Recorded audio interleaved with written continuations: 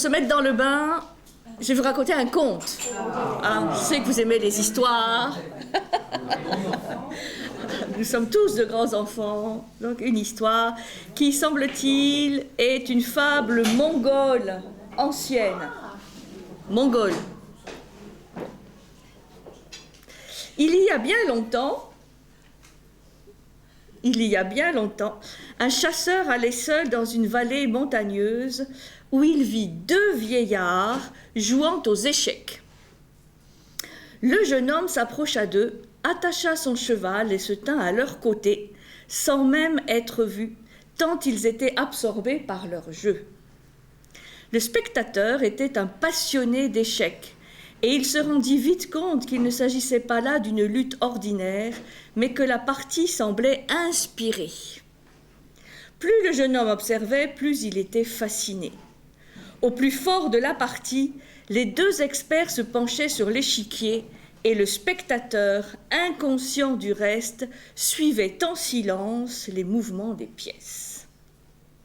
À la fin, le jeune homme remarqua que l'un des joueurs était tombé dans un piège que lui avait tendu son adversaire et qu'il était menacé de mat. Le chasseur poussa un soupir de sympathie. À ce son, les joueurs sursautèrent, tournèrent la tête et, voyant le jeune homme, disparurent avec l'échiquier et les pièces. Le jeune stupéfait n'était plus en présence que d'une grande pierre plate, couverte de mousse et de deux galets plus petits. Et alors ? Il revint vers son cheval, mais celui-ci s'était évanoui. Après avoir cherché dans les sous-bois, il trouva un crâne de cheval envahi par le lichen, un morse rouillé entre les dents et un étrier de cuivre verdâtre près de l'endroit où la selle devait être tombée. Effaré, il se hâta vers le village qu'il reconnut à peine et qui était plein d'étrangers. Enfin, il découvrit une très vieille femme qui avait entendu raconter par son grand-père comment un oncle de son grand-père, à lui, s'était perdu il y a très longtemps en chassant dans la vallée. La légende précise que le chasseur vécut de nombreuses années et qu'il était imbattable aux échecs, faculté qu'il avait acquise en regardant une partie jouée par des immortels. C'est joli. Qu'est-ce qu'il y a, Françoise? C'est beau, hein? C'est beau, hein? Alors, je ne donnerai pas la signification.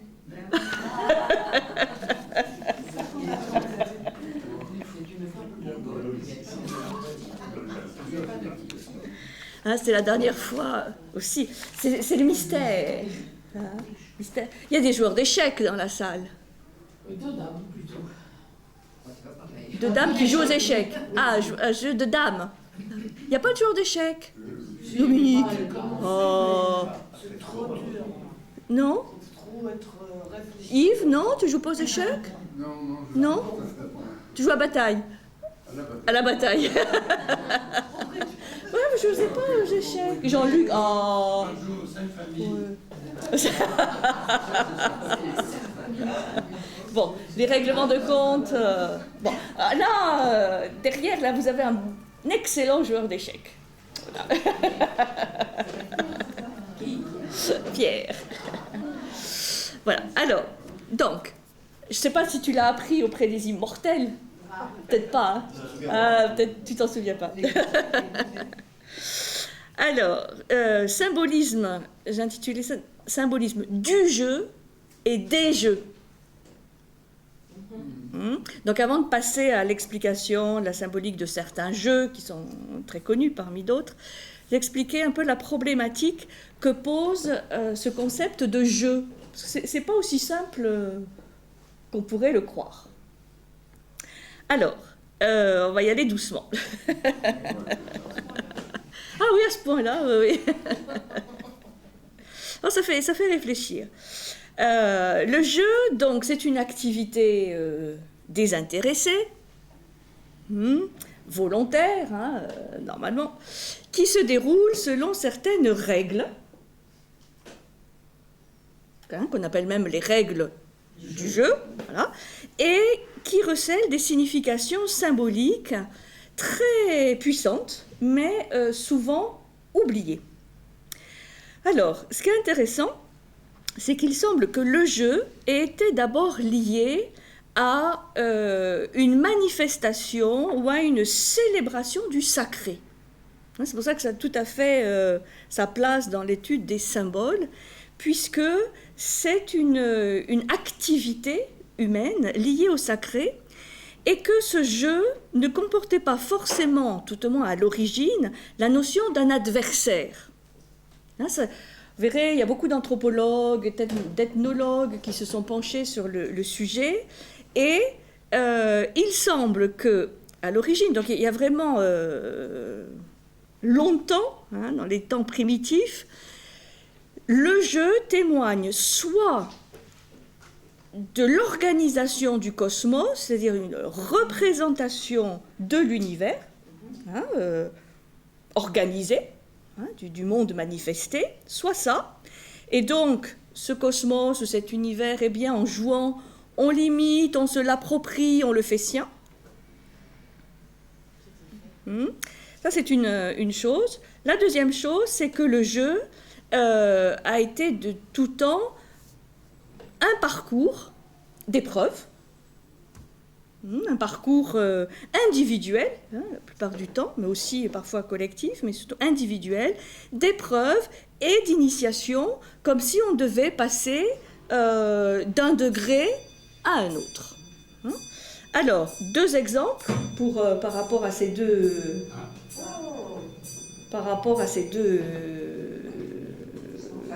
facettes, hein, deux sens. Les jeux de table, ce qu'on appelle les jeux de table, comme le jeu de dames, le jeu d'échecs, le jeu de scénette, qui est moins connu, mais qui était extrêmement célèbre en Égypte ancienne. Donc ces jeux de table représentent les anciens schémas quadrilatères du cosmos. Bon, pas besoin beaucoup de dessins. Donc, les anciens schémas quadrilatères du cosmos, avec les 4 points cardinaux, ou les 4 portes, les 4 éléments, et surtout, ce qu'on va retrouver de manière universelle, ce tissage en damier de la table de jeu, hein, de ce qu'on appelle l'échiquier, jeu d'échecs, d'un autre nom dans d'autres jeux comme le jeu de Go. Hein. Donc, un damier, tissage souvent du blanc et du noir, hein, de l'ombre et de la lumière, et donc symboliquement, c'est cet univers qui est soumis à l'alternance, au tissage, à l'imbrication du yin et du yang, diraient les Chinois, hein, du soleil, de la lune, de la lumière et de l'obscurité. Il y a aussi, je voudrais vous montrer, ce très beau livre, il y a de très belles représentations, c'est le grand livre des jeux, un jeu très ancien, amérindien, qui donne une illustration de ce que je vous dis là, par rapport à la représentation du monde. C'est un jeu très archaïque, vous voyez, avec là cette forme, cette fois pas carrée, mais circulaire, mais avec un centre et avec quand même l'orientation, hein, les 4 points carrés. Donc ça c'est un jeu d'Amérique du Nord, hein, très représentatif de cet aspect du jeu qui est un jeu donc cosmique. Le deuxième exemple, par rapport au parcours individuel d'épreuves, on le verra tout à l'heure plus en détail avec le jeu de loi, bien connu, mais on a par exemple le jeu du ciel et de l'enfer. On a peut-être connu, au cours duquel les enfants dessinent sur le sol une spirale pousse un caillou en sautant sur un pied, hein, à travers 12 cases, hein, qui va donner après la marelle, mais c'est un autre jeu spiralé là, cette fois, et qui amène de l'extérieur jusqu'au centre. Exactement comme le jeu de loi. Et donc, là, on a un jeu qui renvoie plus à la symbolique du labyrinthe, hein, où on part de l'extérieur, on va jusqu'au centre, où on ne trouve pas le Minotaure comme Thésée, mais un peu le secret ou le sens de son destin, après avoir passé un certain nombre d'épreuves ou de seuils. La marelle va être aussi associée à ce type de jeu, avec l'enfer, la terre et le ciel, hein, avec ce schéma-là, cette fois linéaire, hein, ou en forme de croix, en fait, hein, en croix. Donc là, c'est aussi un jeu qui va être christianisé quelque part, avec ce chemin linéaire du sous-terre, hein, la terre et au ciel, qui permet de comprendre un peu le parcours de tout être humain, hein, qui doit relier le ciel et la terre. Alors, donc ça, ce sont deux grands pôles, représentation du cosmos ou parcours, hein, initiatique, qu'on va trouver dans toutes les civilisations les plus archaïques, les plus primitives. La création du monde a d'ailleurs parfois été représentée sous la forme d'un jeu, hein, ou sous l'explication d'un jeu. Hein. Par exemple, Héraclite, dans les quelques fragments qu'on a trouvés, il y en a un, le fragment 52, qui dit que l'Aion, c'est-à-dire le dieu du temps, est un enfant qui joue aux dés.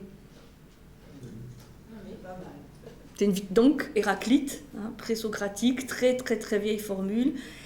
Donc le dieu du temps, quelque part, le dieu est un enfant, hein, qui joue aux dés. Donc il y a toujours aussi cette association qu'on va trouver entre l'enfance et le jeu. Ça, je lis ça, mais je vais y revenir. Par rapport à cette création sous la forme d'un jeu divin, on se rappelle que Einstein objectait à Niels Bohr que Dieu ne joue pas au dé, hein, c'est la fameuse expression, Dieu ne joue pas au dé, hein, ça veut dire que l'univers n'est quand même pas le fruit du hasard. Et on sait ce que Niels Bohr lui a répondu: « Mon cher Albert, cessez de dire à Dieu ce qu'il doit faire. » Bon. Alors, quand le jeu célèbre comme ça ces grandes divinités créatrices qui, semble-t-il, quelque part se sont quand même amusées à créer le monde, le jeu se conjugue au pluriel et on a les jeux. Les jeux qui, dans l'Antiquité, par exemple, grecque, étaient de grandes cérémonies publiques. Des cérémonies, c'est-à-dire il y avait un côté tout à fait religieux, un rituel, en offrande aux divinités de la cité, divinité Polyade, ou à celles qui régissaient la fertilité, hein, souvent la fécondité de la terre. Bon, on connaît bien les jeux panhelléniques, hein, chez les Grecs, donc ces jeux qui rassemblaient, tous les Grecs étaient un moment de trêve dans la guerre, dans les luttes, pour s'affronter d'une autre manière, hein, de manière physique, sportive, mais aussi artistique. Puisque ce qu'on peut-être oublié, c'est que ces jeux, que ce soit les jeux ismiques ou pithiques ou olympiques, hein, avaient toujours un côté sportif, physique, avec un certain nombre de disciplines qu'on a encore aujourd'hui, hein, la course, le disco-ball, le javelot, etc., mais aussi des épreuves artistiques, des joutes, hein, poétiques, des joutes oratoires, des chants. Hein. Ce n'était pas que sportif. Je dis ça parce que si un jour on a envie de recréer ces jeux complets, ça serait intéressant. Donc chez les Grecs, c'était des cérémonies périodiques qui accompagnaient certaines fêtes religieuses au cours desquels des athlètes, des acrobates, mais aussi des musiciens ou des déclamateurs s'affrontaient en différentes épreuves.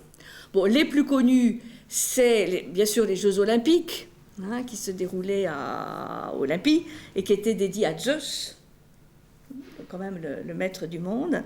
On avait les Jeux Pythiques à Delphes, qui étaient dédiés à Apollon, le dieu de la cité.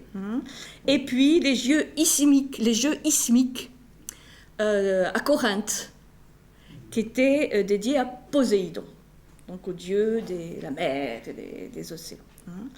Et donc, ces jeux avaient un rôle politique et social extrêmement important. C'était un moment d'union, de trêve. On faisait une parenthèse dans l'écoulement profane du temps pour se retrouver autour d'un moment sacré. Donc là, il y a le côté cosmique, initiatique, mais aussi social, sociopolitique. Des jeux. Et là, c'est intéressant de se replonger dans cette vision-là, puisque aujourd'hui, on peut vraiment se demander si nous jouons assez.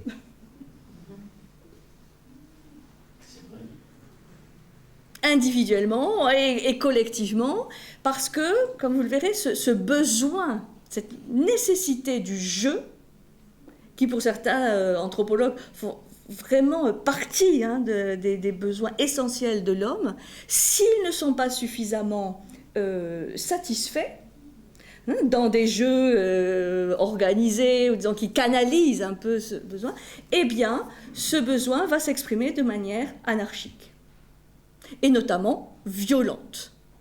Les jeux avec du monde, je veux dire pas les jeux comme les enfants avec leurs tablettes.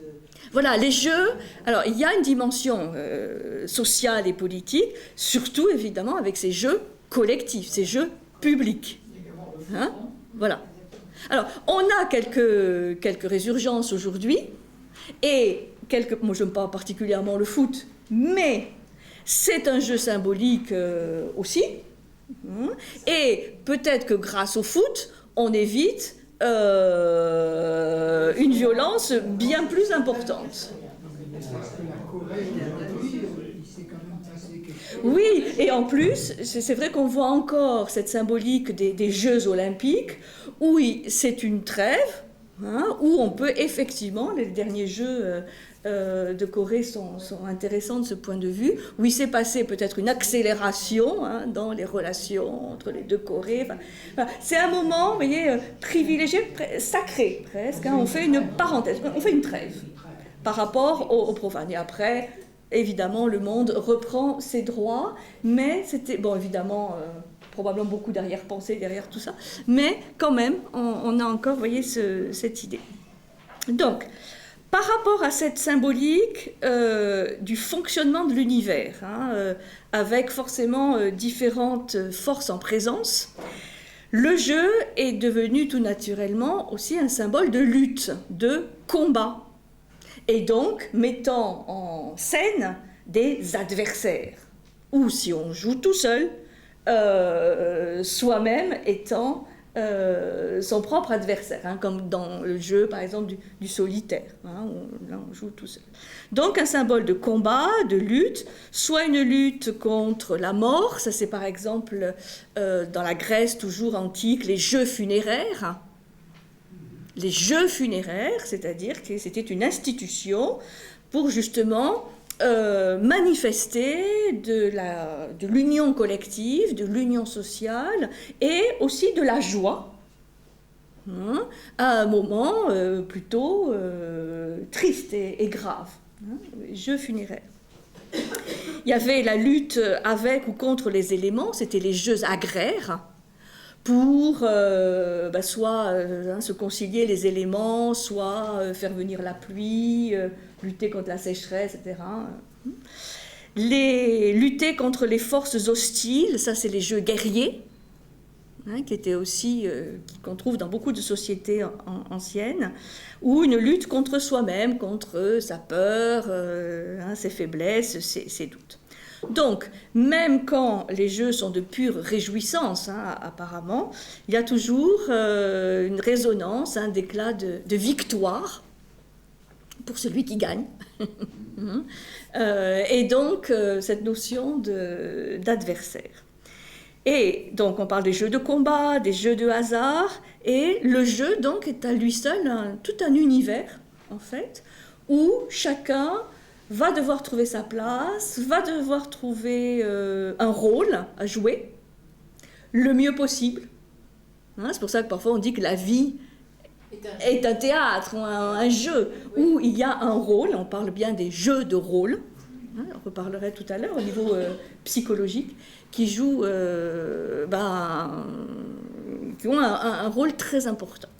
Alors il y a un sociologue, Roger Caillois, que j'avais déjà cité, hein, Roger Caillois, qui a écrit un très beau livre sur l'homme et le sacré, qui était un passionné des pierres, hein, des minéraux.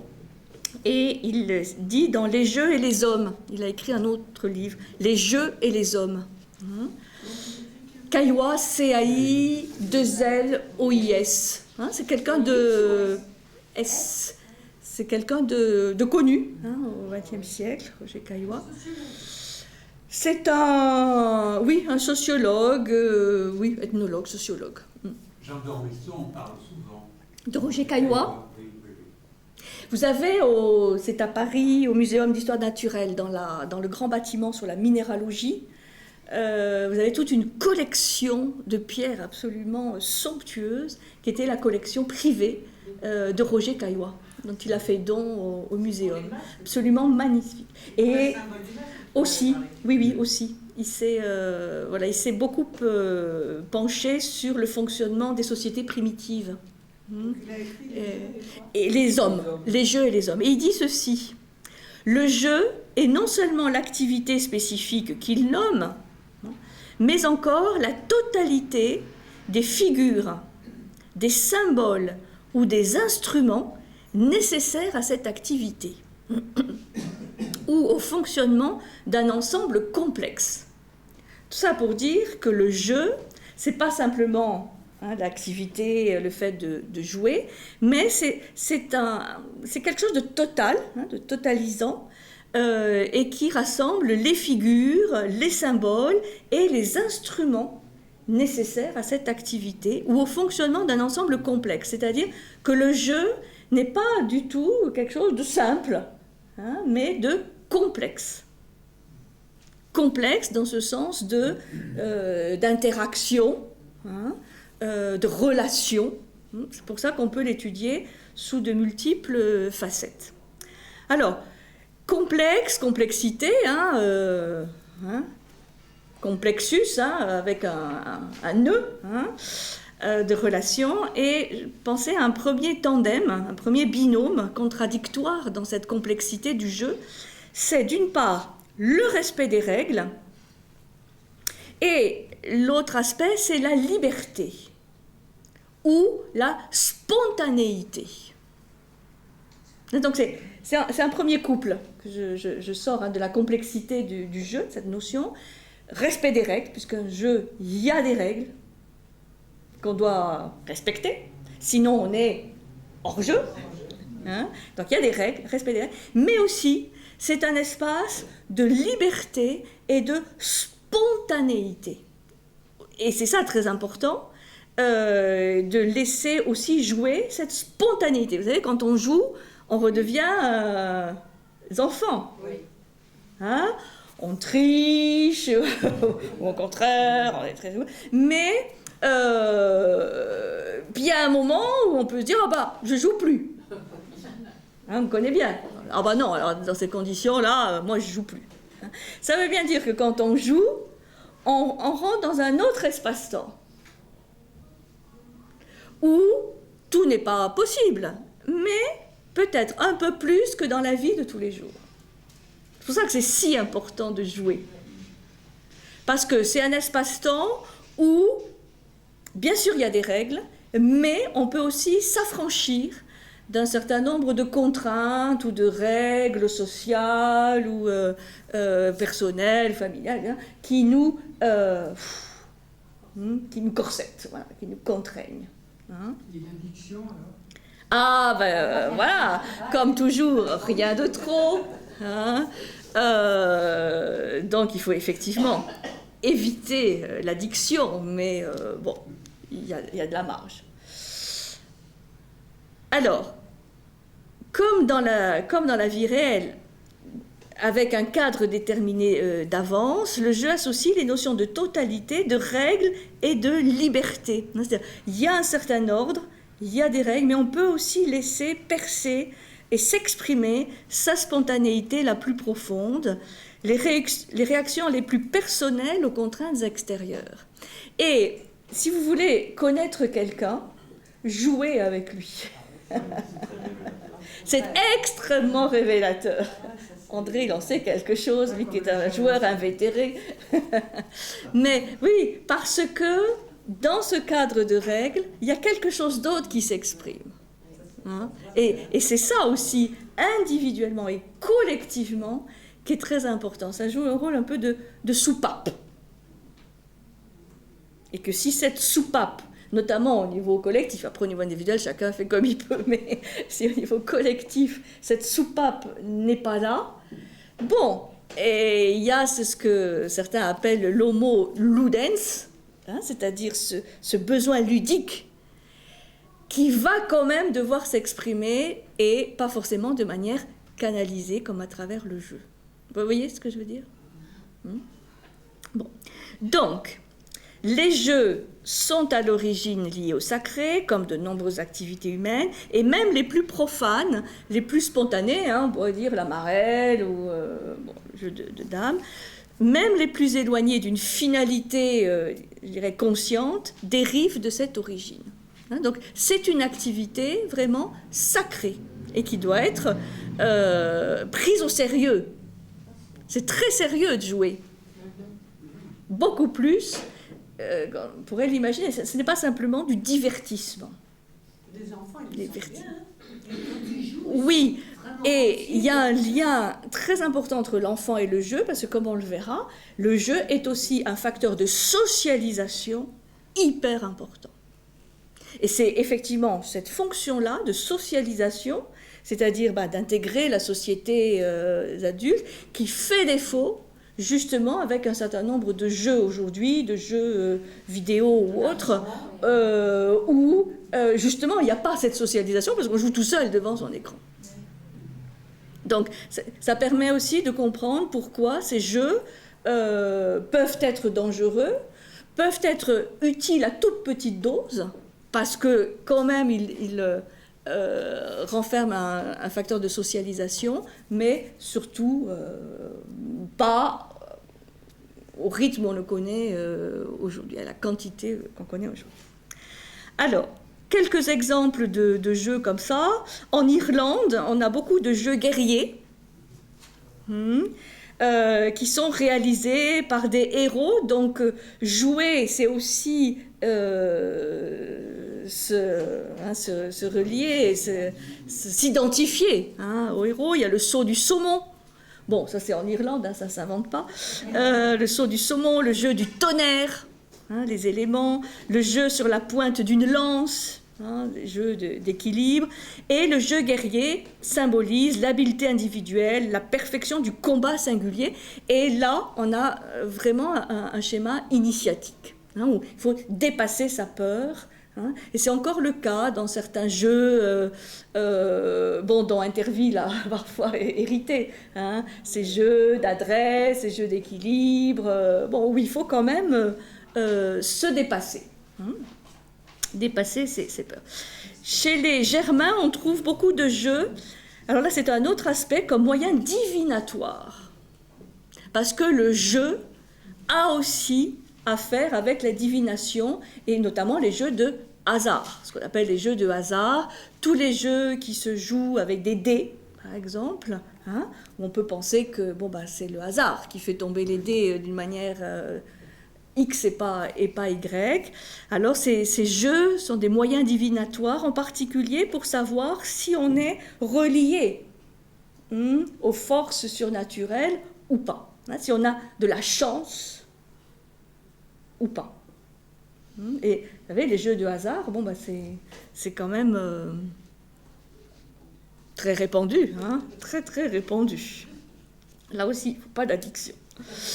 Donc, certains jeux et jouets sont riches vraiment d'un symbolisme qui est aujourd'hui souvent ignoré. Le mât de cocagne, tous les jeux qu'on trouve dans le Pays Basque, encore aujourd'hui, bon, mais qui sont complètement profanes, ont en fait une signification sacrée très importante. Le mât de cocagne, c'est le mât qui relie le ciel et la terre, hein, c'est l'axe vertical, et donc, quand on monte, on est celui qui relie les différents plans, on est chaman, quoi. Hein, là, c'est vraiment l'archétype du chaman. Et ce qu'on doit, on doit surtout arriver au sommet, pas forcément pour décrocher un jambon. Ça, c'est maintenant pour motiver les troupes, mais normalement, non. C'est déjà le fait d'y arriver au sommet et de redescendre. La conquête du ciel.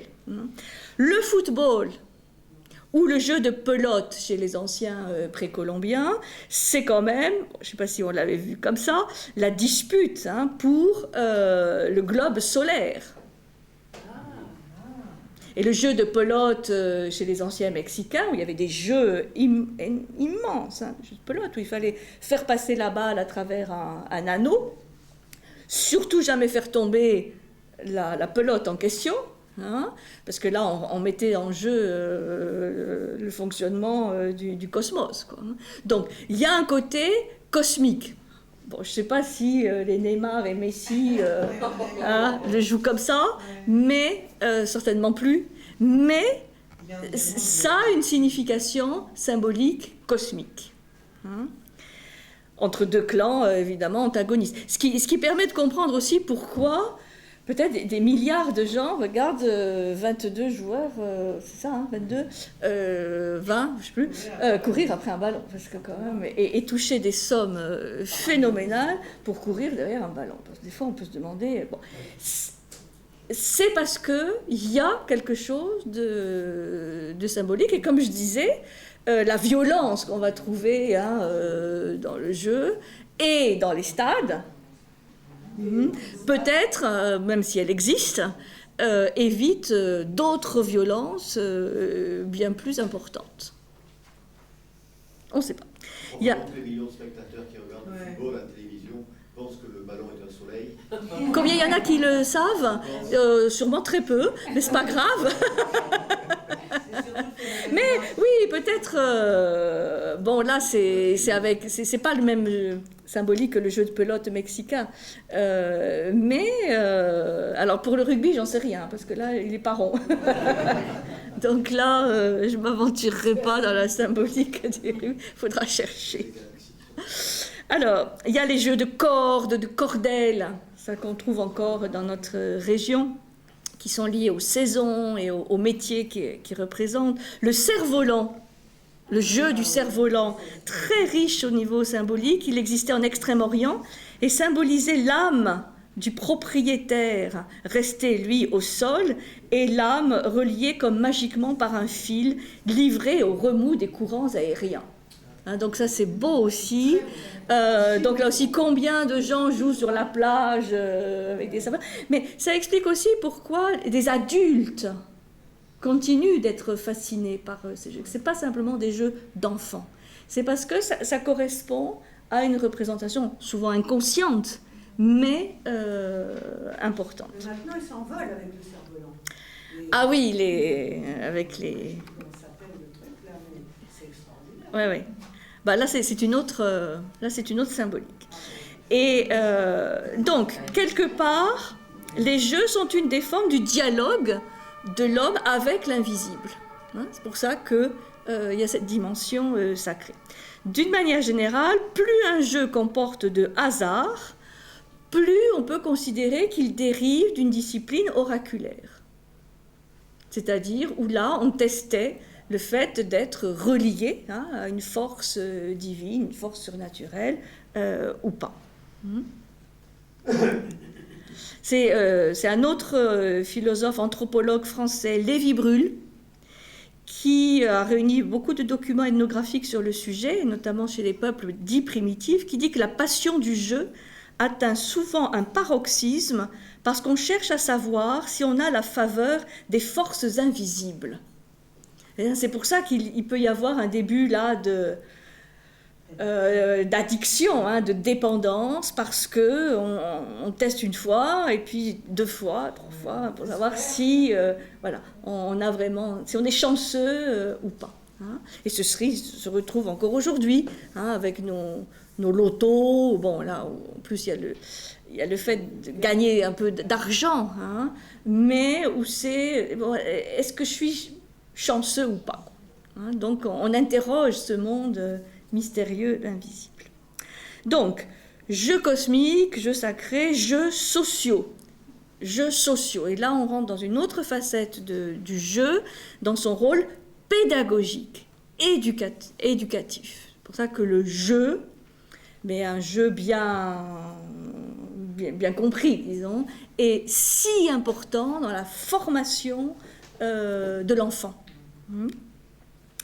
Donc, ces jeux, bon, présentent les formes les plus variées, hein, des jeux de société les plus simples, jusqu'aux jeux de stratégie les plus complexes, hein, comme le jeu de Go, comme les jeux d'échecs, hein, quand même, le jeu de backgammon ou du trick-track, enfin bon, c'est différents jeux où là, il y a plus ou moins de hasard, mais qui sont des jeux d'anticipation, hein, d'intelligence, de rigueur, de stratégie. Hein, puisque là, on a vraiment des stratégies guerrières, hein, autant avec les échecs qu'avec le jeu de Go. Hein, j'y reviendrai tout à l'heure. Donc, le jeu est une préparation pour l'enfant à ses futures activités en tant qu'adulte. C'est pour ça qu'il faut toujours avoir en tête le schéma règles, observation des règles. Hein, et on dit que par exemple pour des jeunes désocialisés, le jeu au football, enfin un jeu collectif, c'est si important pour qu'ils comprennent qu'il y a des règles et qu'on ne peut pas enfreindre les règles. Hein, ou sinon on est exclu, mais en même temps, au sein de ce cadre formel, on peut exprimer sa spontanéité, hein, sa liberté. Alors, dans cette fonction pédagogique, voire thérapeutique du jeu, hein, puisqu'il y a aussi cet aspect thérapeutique, hein, où on refait un équilibre qui est détruit. Et là, par exemple, on pense au psychodrame, au jeu de rôle. Il y a un danger quand même. Dans tout, il y a du danger. Parce qu'il y a une conception en fait, du jeu. Ça dépend. Ça dépend comment c'est canalisé, comment c'est fait, comment c'est expliqué, comment c'est pratiqué.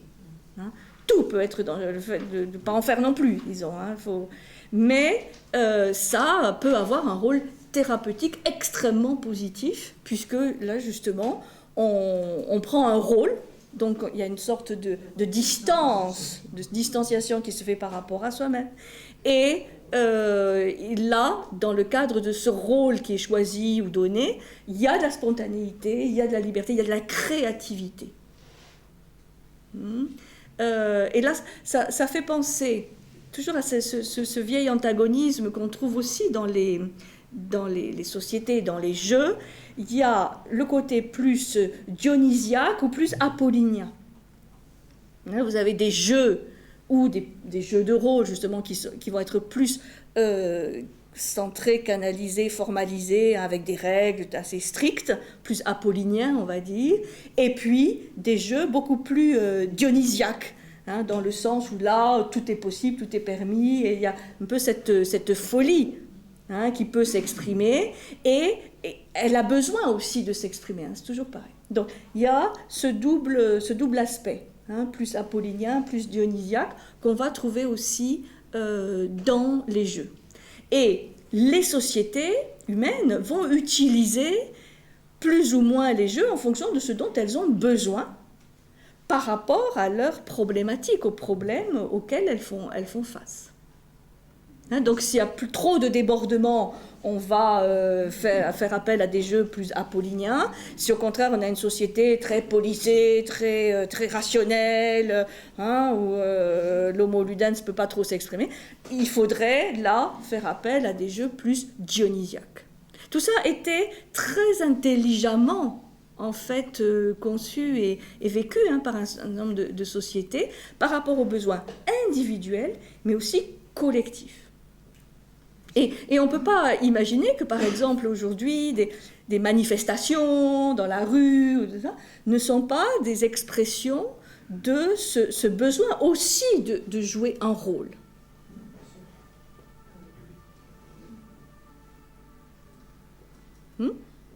Enfin, vous voyez, dans les fonctionnements de nos sociétés, qui sont quand même assez déséquilibrés, hein, face... Les partis sont plus représentés. Comme c'est spontané et non plus organisé, le dialogue est un petit... Alors, il n'y a pas de dialogue, forcément, mais ça correspond à un besoin qui n'est pas satisfait par ailleurs.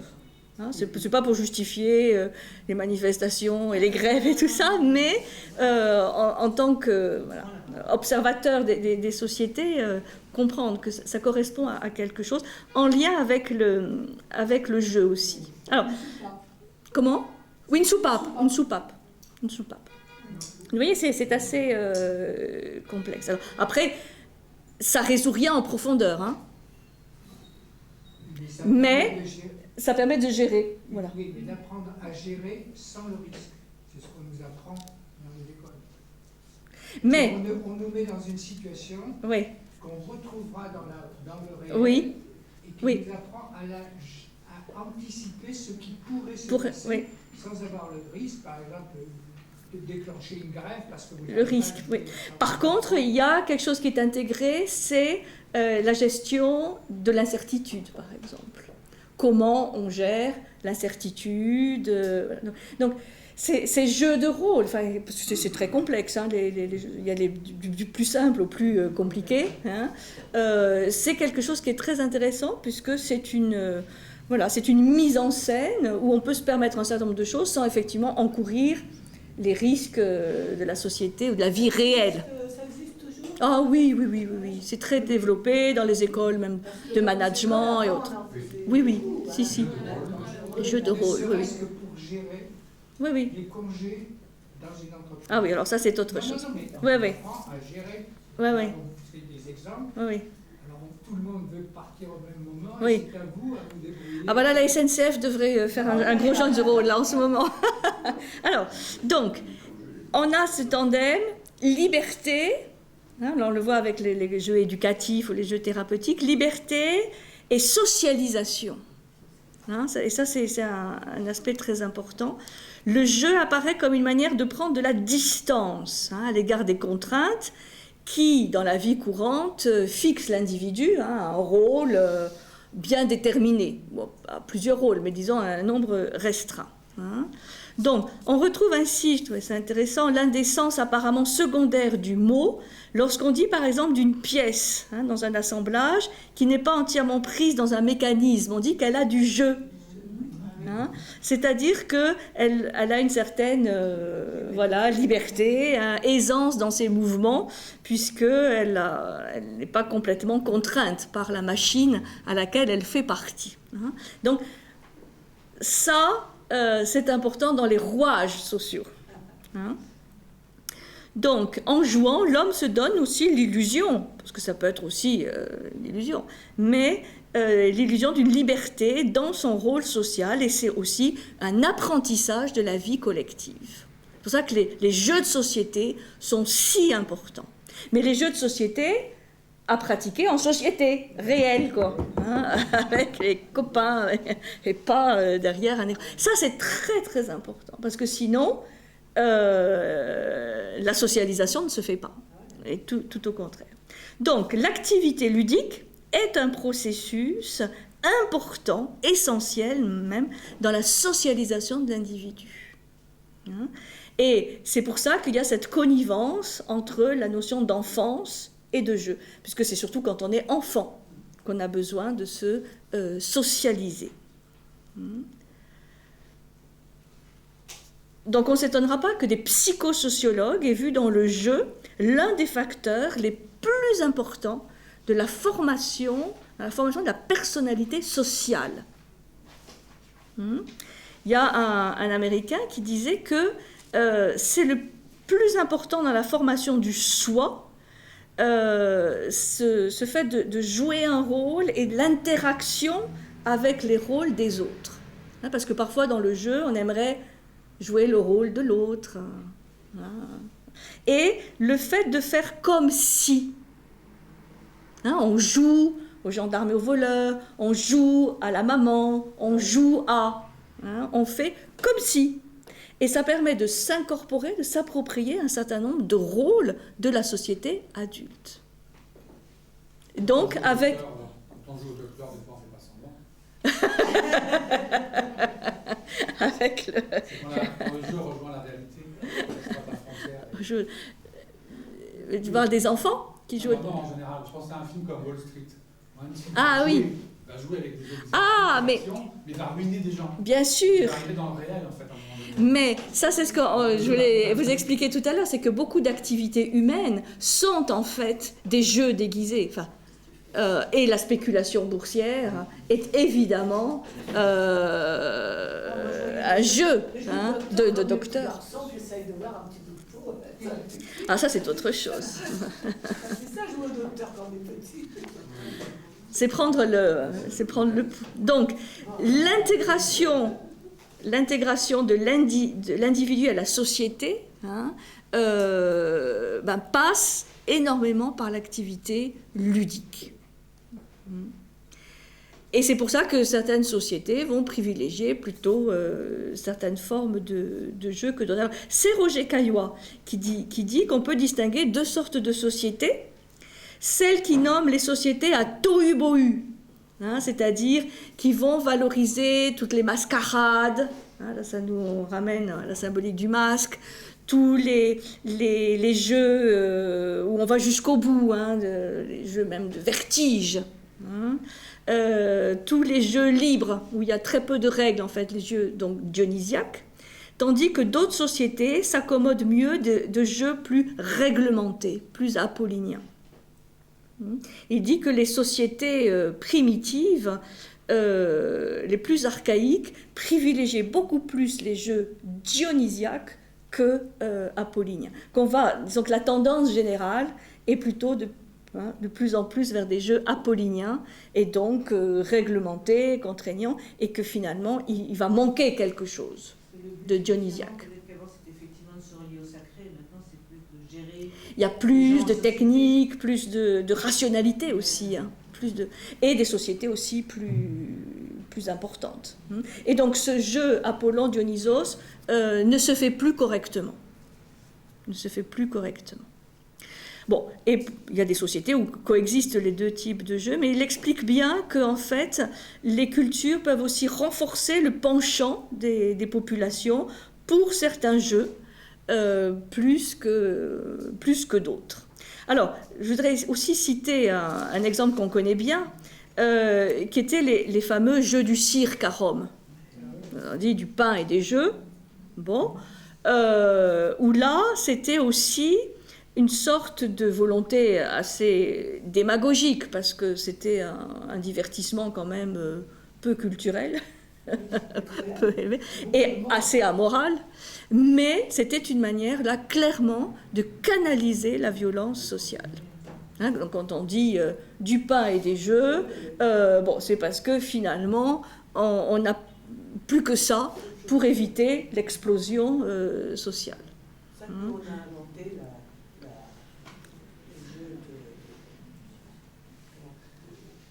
on paye on achète des billets là, à la loterie nationale. La loterie nationale. Les psychologues, ils le disent que c'est un jeu comme... Oui, pour aussi nourrir l'espoir, et mieux supporter aussi la condition. Donc là, on a un exemple d'une sorte de dégradation avec les jeux du cirque, de dégradation de la sacralité du jeu, avec surtout le fait que ce soit un jeu devenu immoral, quoi. Donc, il y a, alors, par rapport à la sociologie ou à l'ethnologie, il y a une grande question qui se pose quand on étudie ce thème du jeu social, c'est, parce qu'il y a plusieurs hypothèses, soit de dire que le jeu est un sous-produit de la culture, certains vont dire, voilà, c'est un sous-produit de la culture, d'autres vont dire tout à fait le contraire, que c'est le jeu qui va orienter la culture, c'est-à-dire qu'il y a un rôle essentiel dans la fabrication des produits culturels. Et puis il y a Roger Caillois, toujours le même, qui va essayer de faire la synthèse, en disant que c'est ni l'un ni l'autre, mais que le jeu joue un rôle essentiel dans la société. Et qu'il est à la fois, parfois un sous-produit culturel, mais aussi parfois la locomotive culturelle. Et que de toute façon, c'est un élément essentiel, au côté duquel vraiment on ne peut pas passer. Alors, je vais vous développer rapidement chaque hypothèse, et puis voir ce que dit Caillois. Alors, première hypothèse, le jeu est une dégradation du social. Parce que vous avez tout un courant d'ethnologues qui disent cela, qui disent wow, le jeu, c'est du dégradé. Vous voyez par exemple justement les jeux du cirque, hein, c'est une dégradation du social, c'est un sous-produit. Hein, et donc ils ne vont pas accorder au jeu toute l'importance que les autres vont faire. Alors, pourquoi ils disent cela? Ils disent cela, ils ont des arguments. Hein. Ils disent que les enfants, par exemple, jouent souvent avec des objets qui ont eu autrefois une utilité sociale, mais qui l'ont perdue. Par exemple, l'arc, la fronde, c'est-à-dire les enfants qui jouent à l'arc, à la fronde ou à la sarbacane, alors que c'était des armes autrefois. Donc, de même, il dit le bilboquet, la toupie ont d'abord été des instruments de magie et puis sont devenus des jouets. Donc, le cerf-volant aussi, comme le montre Marcel Mauss, est un symbole cosmique avant d'être un simple jouet. C'est-à-dire que là, il y a une perte de valeur symbolique, ce qui fait qu'effectivement, les enfants continuent à jouer avec des objets dont ils ignorent le sens antique. La course à pied a dans de nombreuses peuplades primitives une fonction rituelle qui semble précéder sa vocation purement ludique. Et là, si on regarde bien les disciplines sportives, on peut aussi voir qu'il y avait tout un autre sens symbolique plus profond que celui qu'il a aujourd'hui simplement dans la discipline qui est la sienne, vous voyez. La course à pied, fonction rituelle. Les jeux de hasard ont leur source dans les procédés de divination. Les jeux de vertige se présentent primitivement comme liés à des rituels de possession. C'est-à-dire le fait d'aller au bout, ou même parfois de transgresser une limite et de rentrer en état second. Aujourd'hui, le succès des sports de glisse, par exemple, du surf, mais aussi de la glisse aérienne, ça fait rentrer, enfin je ne suis pas du tout une adepte, une pratiquante, mais j'imagine qu'on rentre dans un état quand même un peu second. Comment on qualifiait les courses de taureaux? Là c'est au départ, la conquête, la maîtrise du taureau est une discipline initiatique. Quand on trouve en Crète, on trouve des représentations de jeunes hommes dont l'épreuve est de sauter au-dessus du taureau. On voit des représentations comme ça. C'est-à-dire de maîtriser le taureau. Il ne s'agit pas forcément de tuer le taureau, mais de le maîtriser. C'est-à-dire de se dire, voilà, je suis capable d'affronter le taureau, la puissance du taureau, et de la maîtriser ou de passer au-dessus. Et après, c'est devenu un combat à mort. Mais vous savez qu'il y a certains pays comme le Portugal qui faisaient des corridas sans mise à mort. Donc là, clairement, c'est une discipline initiatique. Ça fait partie de la première hypothèse? De la première hypothèse dont vous nous parlez. Ah, dans le sens où il n'y a plus de... Oui, où il n'y a plus de sens symbolique. Oui, certainement, oui. Oui, oui, on peut. Oui, j'avais pas compris le... Oui, oui, oui, tout à fait, on peut. Donc, ils disent que, voilà, rituel de possession... Et certains ethnologues donc soutiennent que les jeux sont des dégradations d'anciens usages ou institutions qui ont eu leur utilité sociale à un moment, mais qui l'ont perdue. Et je crois que d'une certaine manière, c'est vrai. Hein, c'est vrai, c'est pas dans le sens d'une dégradation, ce n'est plus vécu hein, en conscience. Ça reste essentiel le jeu. Mais, pour les enfants, un enfant. Oui, oui, oui. Donc, c'est sûr. Donc, ça c'est une... Il y a certains ethnologues qui, c'est pas qu'ils discréditent le jeu, mais ils regrettent un peu, quelque part, que les jeux continuent dans la société sans avoir le sens qu'ils avaient autrefois. Hein. Alors, voilà. On objectera contre cette thèse que ces jeux enfantins font aussi intervenir des objets qui n'ont pas perdu non plus complètement leur sens rituel, et on s'aperçoit que on n'a pas toujours attendu non plus la dégradation des institutions pour inventer des jeux. C'est-à-dire, on peut aussi avoir des contre-arguments hein, par rapport à cette hypothèse. Alors, deuxième hypothèse, qui là est soutenue par plein d'ethnologues. Et là, vous avez quelqu'un qui n'est pas du tout connu en France, mais qui a joué un rôle très important au XXe siècle, qui est Johann Huizinga. Je ne sais pas si vous connaissez, moi je ne connais pas bien.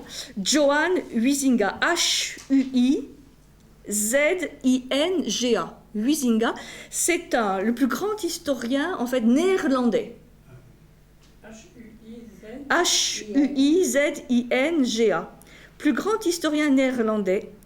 Et lui, il a soutenu l'hypothèse inverse en disant que c'est l'activité ludique qui est créatrice d'œuvres culturelles. C'est-à-dire que, grosso modo, sans jeu, sans activité ludique, il n'y a pas de culture. Donc là, ça va. C'est l'autre extrême, hein, ça va très bien. Alors, lui, son intérêt, c'est qu'il a écrit en 1938 un livre qui s'appelle Homo Ludens. Hein, on connaît l'Homo sapiens, l'Homo faber, l'Homo erectus. Là, c'est l'Homo Ludens. L-U-D-E-N-S, c'est-à-dire l'homme qui joue. Hein, c'est-à-dire toute la fonction ludique. Alors ça, moi, ça me semble très intéressant, parce que Morin disait, il y a l'Homo sapiens, l'Homo demens, très bien, mais il y a aussi l'Homo ludens. C'est-à-dire, comme une structure, ou un besoin, mais structurel de la nature humaine. Ce besoin ludique. Et il dit que le jeu est une tâche sérieuse. Et lui, il va très loin, puisqu'il explique que, en fait, beaucoup de manifestations de la vie culturelle, des sociétés, vie culturelle ou institutionnelle, proviennent du jeu. C'est-à-dire que l'art est, quand l'artiste se complaît dans une libre création de ses propres règles, c'est dérivé du jeu. Que le théâtre est dérivé du jeu, cette tendance à se couler dans un rôle.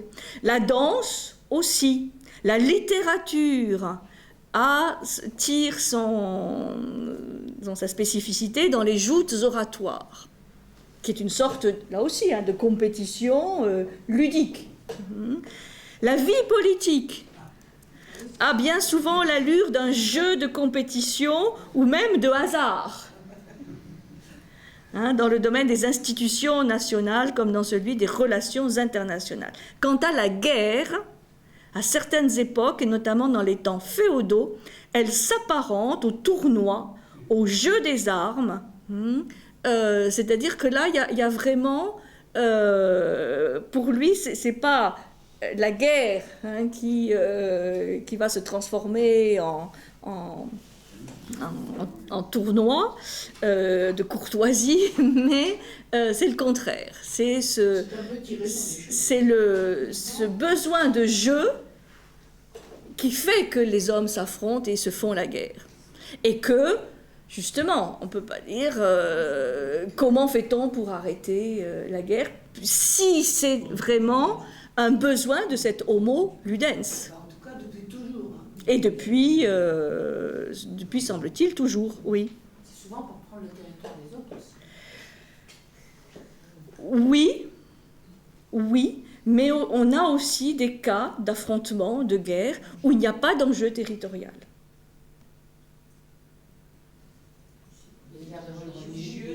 Oui, enfin, voilà, c'est autre chose. Mais là, tout ça permet de s'interroger. Pas forcément d'apporter une réponse coulée dans le bronze, mais est-ce que les différentes disciplines qu'il cite, l'art, le théâtre, la danse, la littérature, la vie politique, la guerre, même les formalités judiciaires, qui sont parfois des affrontements brillants entre avocats et accusateurs, même les rituels religieux, c'est-à-dire que là, il balaye en fait presque toutes les activités sociales pour dire en fait, il y a du jeu dans tout cela. Et un avocat, les effets de manche et tout ça, il y a aussi un peu du jeu. Les hommes politiques, ils passent son temps à jouer, ça on le sait bien. Mais voilà, donc on joue un rôle et ça la permet de se distancier et d'assumer le poids du réel. Ça c'est, disons, l'hypothèse de Huizinga, mais pas seulement, d'autres qui sont allés dans son sens. Et avant de faire la pause rapidement, il y a Roger Caillois qui dit « Bon, moi je vais proposer une synthèse entre les deux. » Il dit « Les deux hypothèses peuvent être considérées comme vraies et les arguments des uns et des autres sont assez convaincants. Et tout ce qu'on peut dire, c'est que le jeu est un principe permanent de la vie sociale. De sorte qu'il peut aussi bien récupérer des traditions désuètes, et donc quelque chose qui avait du sens qui devient du jeu, dans le sens le plus superficiel du terme, mais aussi ce jeu alimente les usages institutionnels et sociaux que nous avons. Il y a une dialectique. En fait, je pense que c'est intéressant, disons comme vision de synthèse. Il y a une dialectique en fait assez complexe, entre l'activité ludique et le besoin de socialisation. Donc, des fois, effectivement, on joue sans plus savoir avec quoi on joue et ni pourquoi. Et il y a, on ne sait même pas qu'on joue, oui, parfois. Et il y a d'autres moments où le jeu est fondateur de l'activité culturelle d'une société. C'est intéressant, je trouve. Là, c'est vraiment le domaine de l'anthropologie, de l'ethnologie, mais aussi de la connaissance de l'homme, quoi. Et de ce besoin de jouer. Et là, je crois que dans l'éducation, tout ça, c'est très important de prendre en considération, parce que je crois qu'il y a je pense à là aussi des luttes entre différents courants pédagogiques, certains qui disent non, Montessori, il faut pas jouer, il faut prendre ça au sérieux, donc des activités qui sont pas des jeux, mais en fait c'est des jeux mais sans en être. Enfin, il y a beaucoup de bagarres aussi avec des mots, quoi. Au contraire, surtout maintenant à partir de 3 ans, ça sera obligatoire, donc c'est évident qu'on va les faire jouer, les enfants. Mais quel jeu ?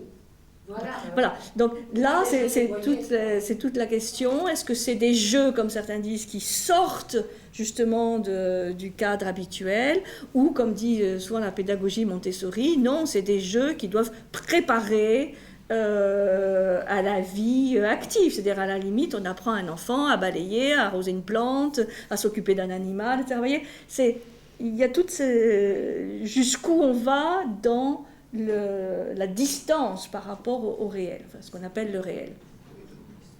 Mais en tout cas, et ça je trouve c'est intéressant dans Huizinga, l'homo ludens, quoi, voilà. Nous sommes tous des homo ludens. On a ce besoin ludique dont qu'il faut prendre au sérieux. Vous savez qu'en Grèce, on dit le théâtre, mais le théâtre était obligatoire. à une certaine époque. On ne demandait pas avis aux gens. Vous voulez aller au théâtre? Non. Il y avait même, ça c'est à Rome, je crois, une corde peinte en rouge. On prenait les gens, et ceux qui faisaient de la résistance, on les reconnaissait parce qu'ils avaient un trait rouge dans le dos. Donc il fallait vraiment y aller, quoi. Donc, ça peut paraître coercitif, c'est ça, mais ça veut dire que le théâtre était bien une activité considérée indispensable à l'éducation du peuple. Oui, l'éducation du peuple. On dédramatise en disant c'est un jeu. Oui, Une situation. oui. C'est intéressant quand on dit oh ben ce n'est qu'un jeu. Voilà, ça veut dire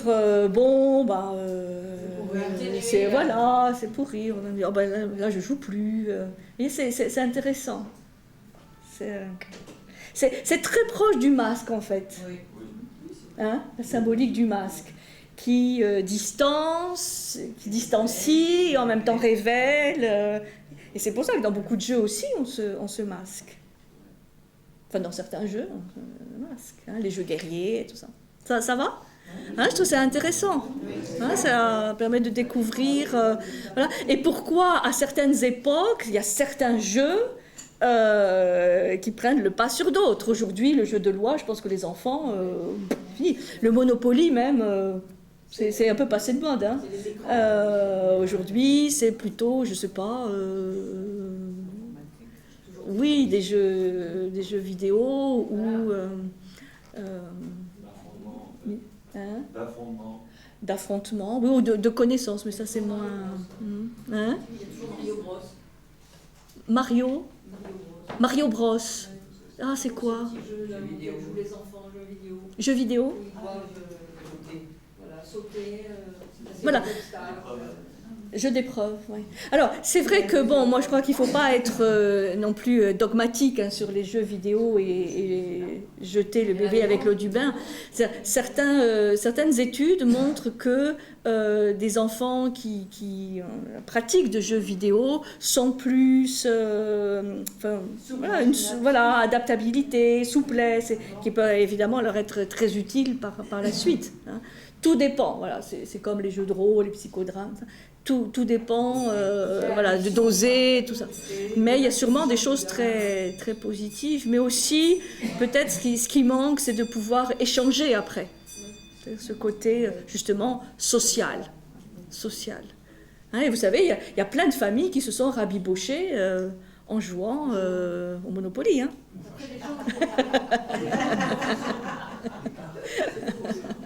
Mais le Monopoly, c'était un jeu hyper important à une époque. Hein. L'immobilier, un peu la spéculation immobilière, tout ça. Bon, maintenant, ça vraiment, c'est passé de mode. Hein. Quand on dit Monopoly... Ils ont la carte bleue. Ah, ils ont la carte bleue. Il n'y a plus les billets.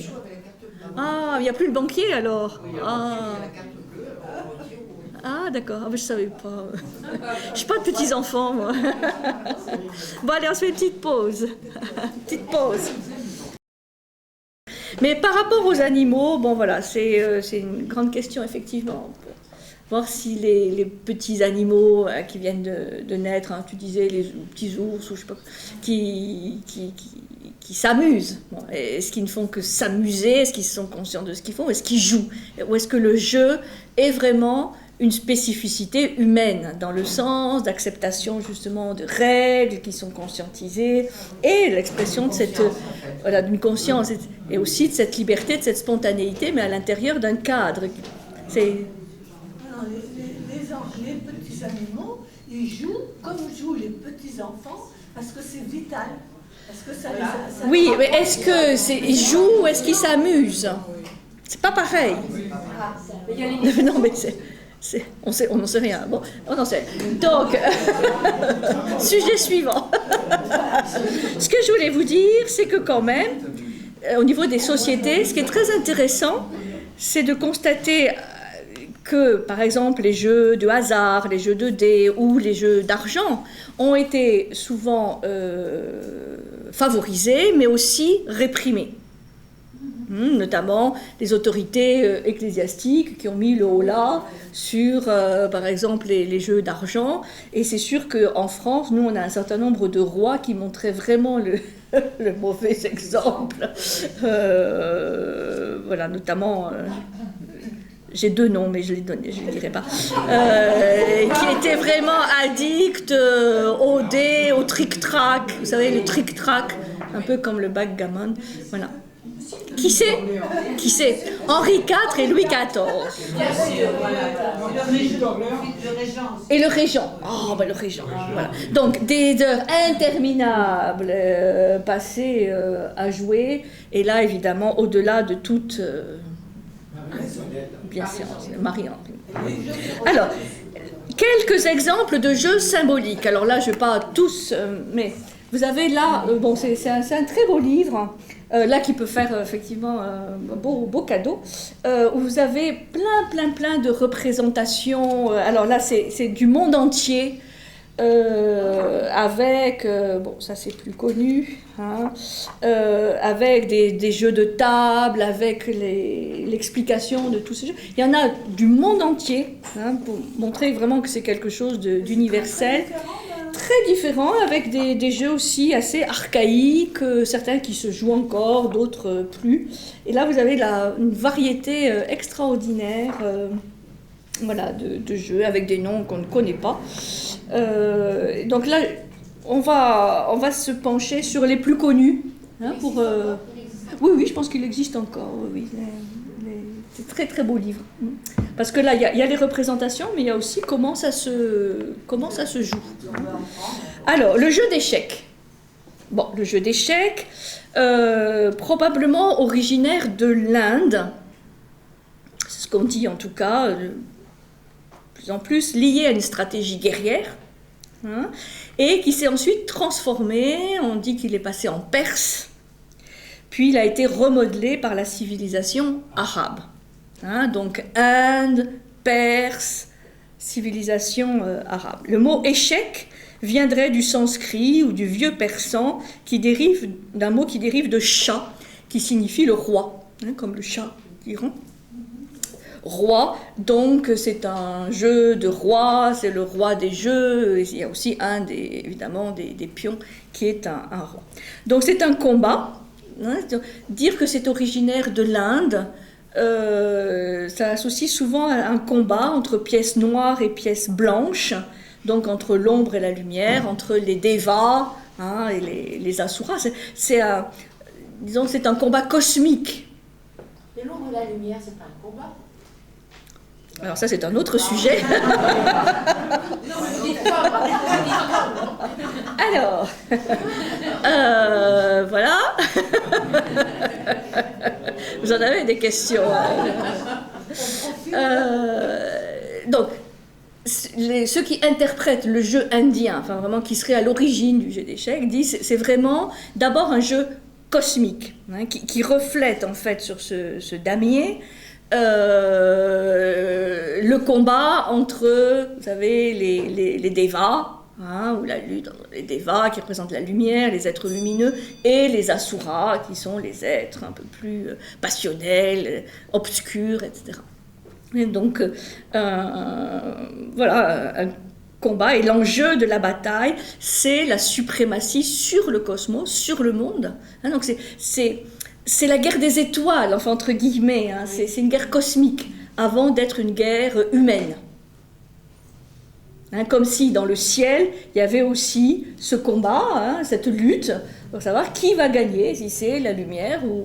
Bon, ça c'est quand même un grand classique, hein, et c'est pour ça qu'il y a ce damier noir et blanc. Hein.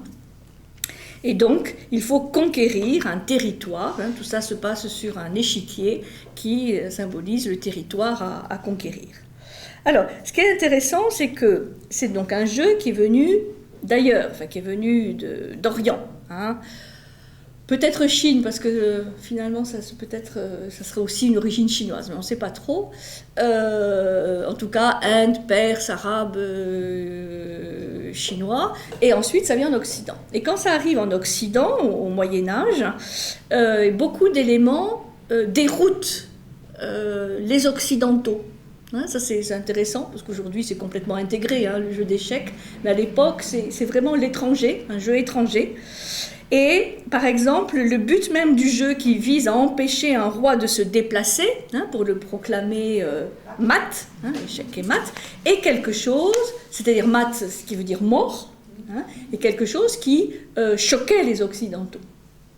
On n'avait pas encore coupé la tête du roi, et donc tuer le roi, c'était quand même un peu sacrilège. Hein. La marche de certaines pièces aussi, qui étaient considérées un peu curieuses, et la structure de l'échiquier, qui est donc composée de 64 cases. C'est ça qui fait dire à certains que peut-être l'origine ne serait pas indienne, mais chinoise. À cause du nombre. 8 x 8, 64, c'est vrai que c'est quelque chose qu'on trouve dans la tradition chinoise, hein, avec vous vous rappelez, les trigrammes, le yiking, hein, les hexagrammes 8 x 8, c'est quelque chose qui est basique en Chine et pas en Inde. Donc là, il reste encore un peu un point d'interrogation. Et donc ce nombre de 64 ne disait rien non plus aux Occidentaux. Et donc, pour l'assimiler, les Occidentaux vont adapter le jeu à leur propre code. C'est-à-dire, ils vont transformer les pièces. Hein, les pièces que l'on connaît du jeu d'échecs ne sont pas les pièces d'origine. Et il va falloir 2 siècles, entre les 11e et 13e siècles, pour qu'il y ait une lente imprégnation, hein, une acculturation, qui transforme en fait le jeu guerrier en un jeu courtois, en un jeu de salon. Ce qui au départ n'est pas. Hein, parce que c'est... Hein, quand on dit ça vient d'Inde, c'est vraiment le jeu de combat, le jeu guerrier. Et là, il devient, donc à partir du Moyen-Âge, et après à la Renaissance, un jeu de salon. Hein, oui, un jeu de société. Alors, l'échiquier donc, du jeu d'échecs, c'est un damier noir et blanc, 64 cases, donc 8 x 8, et c'est le champ d'action des puissances cosmiques, hein, bon, pas... Le 8, c'est le 2 x 4, hein, on l'avait vu, c'est le monde vraiment aussi manifesté. Et il y a 2 armées composées de 16 pièces chacune, c'est-à-dire 2 clans de 16 pièces chacune, ça fait 32, c'est-à-dire qu'au départ, la moitié, hein, c'est la moitié de l'échiquier qui est remplie, et l'autre vide. Ça, c'est aussi intéressant, hein, moitié remplie, moitié vide. 8 pièces principales, le roi, la reine, les 2 fous, les 2 cavaliers et les 2 tours. 8 pions ou valets. Donc ça, c'est ce que c'est devenu en Occident, hein, les pièces classiques. Donc le but du jeu est de faire le roi adverse échec et mat, c'est-à-dire de le faire mourir. Donc c'est un jeu qui met au premier plan l'anticipation, la rigueur, la stratégie, l'intelligence.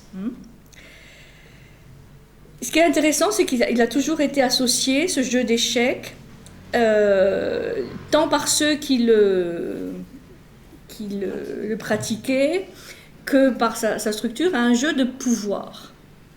Les mêmes règles, dit-on, régissent l'exercice du pouvoir et le jeu d'échecs. Et c'est pour ça que dans l'éducation des princes, eh bien, le jeu d'échecs jouait un rôle important, puisque c'était d'une certaine manière se préparer à l'exercice réel du pouvoir. Le roi avance pas à pas, les fous marchent en oblique aux côtés du roi, les cavaliers peuvent sauter par-dessus les combattants, les tours se déplacent en tous sens, mais toujours en carré, cependant que les valets, condamnés à toujours aller de l'avant, ne peuvent jamais rétrograder. Bon, si vous connaissez un peu les règles, c'est pas vrai ça ? C'est pas vrai. Bon, c'est pas vrai.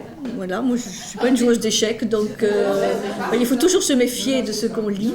Condamnés à rester sur les cases noires ou sur les cases blanches. Ils peuvent aller, venir, aller en avant, aller en arrière. Ils peuvent reculer. Ils peuvent reculer. Très bien. Alors, seule la reine peut se déplacer en tous sens. C'est vrai ça ? Oui. Pourquoi la reine a-t-elle plus de pouvoir que le roi ? Elle n'a pas plus de pouvoir. Dans sa déplacement, un pas d'un côté, tout l'échiquier de l'autre. C'est une question très intéressante. Comment ? Est-ce que c'est pas un jeu matriarcal avec le roi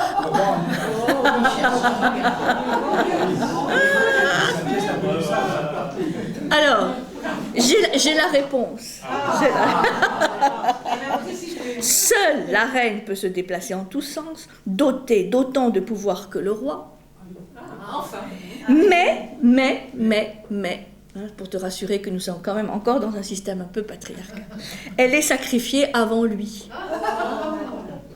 Pour le punir. Pas forcément. Je raconte que des bêtises. Pas forcément. Alors, voilà. Initialement, c'était peut-être ça. On peut faire échec. Merci. On peut faire échec au roi adverse, alors que la reine est toujours là. La reine est toujours là. Oui, mais la fin de la partie. Ce qu'on veut dire, c'est qu'on peut prendre la reine, mais pas le roi. La fin de la partie. Quand on fait échec et mat au roi, la reine, elle est toujours là ou pas? Elle peut l'être ou ne pas l'être. Elle peut l'être ou ne pas l'être. Donc elle a eu l'occasion de même mourir ou pas. C'est occidentalisé. Donc, mais le but, c'est quand même de prendre le roi. Bien sûr. Donc, le roi est plus important que la reine. La reine est dévolue à protéger le roi. Voilà. Merci Dominique. La reine est dévolue à protéger le roi. Alors, ce qui est intéressant, c'est que l'Église a toujours permis le jeu d'échecs, alors qu'elle a interdit certains jeux d'argent, mais le jeu d'échecs, elle l'a toujours permis. Alors, on trouve une... bon, ça, je me rappelais de ce film, je ne sais pas si vous vous rappelez, le film d'Ingmar Bergman, dans le 7e Sceau, hein, où là, c'est vraiment quelqu'un qui joue aux échecs avec la mort. Voilà. Donc là, c'est toute une transposition un peu métaphysique de celui qui affronte sa propre mort dans le jeu d'échecs. Bon. Comme je dis déjà beaucoup de bêtises, je vous en dirai pas plus sur le jeu d'échecs. C'est terrible hein, quand on parle de quelque chose qu'on ne connaît pas. Hein. Paf, paf. Alors, je connais beaucoup mieux le jeu égyptien du Sénet. Là. Non, ce qui serait très intéressant, c'est parce que je ne sais pas si c'était tellement développé. Moi, j'ai pris l'explication qui était là et d'autres que j'ai trouvées. Mais je ne sais pas s'il existe beaucoup de choses sur la symbolique du jeu d'échecs. Sûrement oui.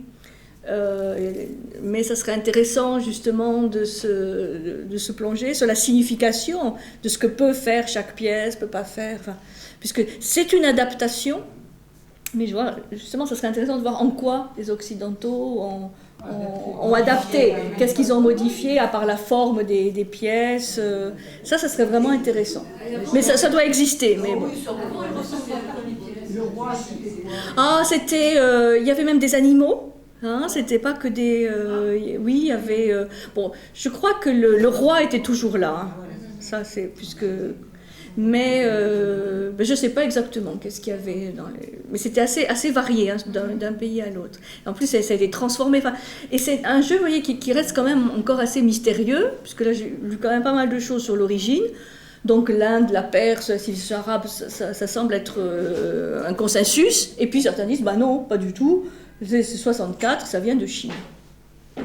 Bon. Donc le point d'interrogation demeure. Alors, simplement, rapidement, le jeu de Senet, c'est vrai que c'est un jeu qu'on trouve... Senet, S-E-N-E-T. S-E-N-E-T. Non, il n'y a pas d'H. Et on le voit très souvent représenté sur des papyrus ou sur des fresques de tombeaux.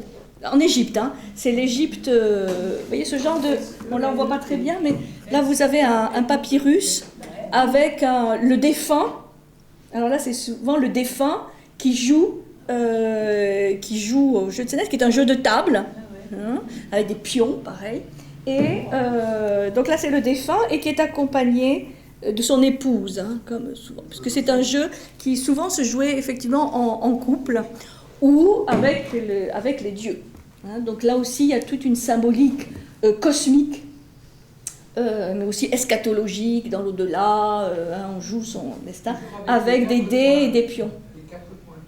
Alors là, c'est un peu différent.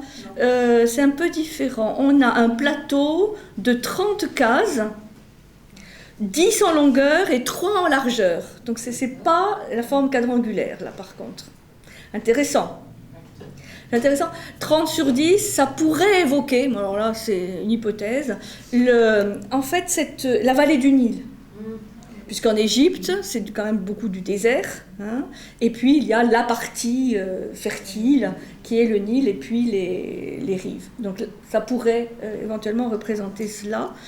Donc un plateau de 30 cases, des pions noirs ou blancs, de formes très diverses, et c'est un principe qui est à cheval entre les dames et le jeu de loi. On l'a aussi associé parfois au jeu de trick-track, au jeu de backgammon, qui est peut-être plus connu chez nous. Donc c'est le jeu égyptien, puisqu'il a beaucoup de succès au Moyen Empire, au Nouvel Empire, mais il existe depuis l'époque archaïque, l'époque pré-dynastique. Donc on suppose que comme en Égypte tout est symbolique, hein, que c'est un jeu éminemment aussi symbolique, pas un divertissement. Non, non, le Sénet, non, ça a disparu. Alors, parlons d'un autre jeu qui est très en vogue, pas chez nous, mais plutôt en Orient, le jeu de Go. Le jeu de Go, alors... Il est joué ailleurs non, en Égypte? Non, non. Tu sais, l'Égypte, c'est un monde assez clos, et donc on n'en a pas de représentation en dehors de l'Égypte, le Sénet. Mais il y a de très belles représentations de joueuses de Sénet, notamment. Parce qu'en Égypte, la femme avait un rôle très important. Alors, le jeu de Go, c'est un jeu de table aussi. Donc là, vous avez par exemple la représentation du damier. C'est carrément épouvantable. Donc ça, c'est le plateau. Hein, et on y joue à deux. Et c'est un peu comme un meuble. Là, vous l'avez en bas. Vous voyez? Ah oui. Oui, en bas, oui. En bas. Donc là, sans ambiguïté, c'est un jeu originaire de Chine. Ça, là-dessus, tout le monde est d'accord, c'est chinois. Il oppose deux adversaires, donc c'est comme au jeu d'échecs, on joue à deux, qui placent à tour de rôle des pierres, ce qu'on appelle des pierres, qui sont des sortes de jetons. Hein, il y a des blancs et des noirs. Et on les place sur les intersections d'un tablier quadrillé appelé Goban. Bon, G-O-B-A-N.